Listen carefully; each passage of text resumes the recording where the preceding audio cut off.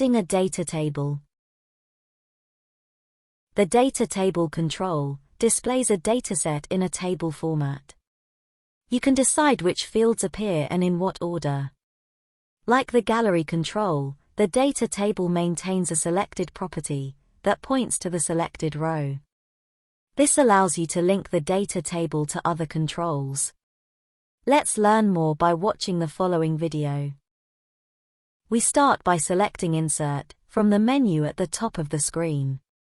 Proceeded by Layout, followed by Data Table from the expanding menu. Adjust the data table properties as follows.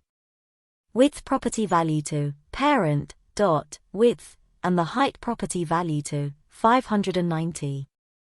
Now the fun part and probably the most complex part, we need to build the code that will filter and retrieve the data from our data source. We start by connecting our data table to the data source via the environment variable. Change the following properties of the data table. Select Data Source Property Value and input the name of the data source environment variable that we previously created. If we want to remove specific fields, we can select Edit Fields from the property pane to the right of the screen. Let's remove a few fields. To create a more intuitive feel to the table, select the first column and change the hyperlink value to True from the property pane.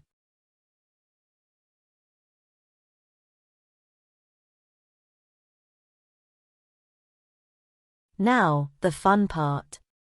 Let us add the following code to the item's property value of the data table. Let's break the formula down. Filter, we are applying a filter to our dataset.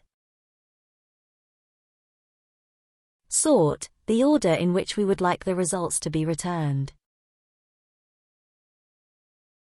IsBlank, the formula will take into consideration null selections and ignore that specific control if left blank, whilst applying the filter.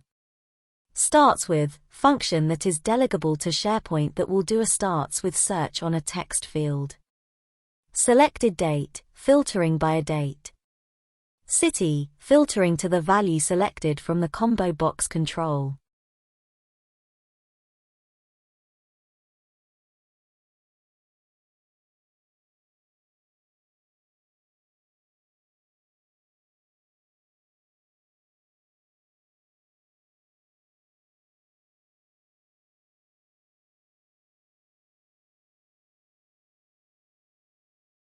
If you like this video, please like and subscribe.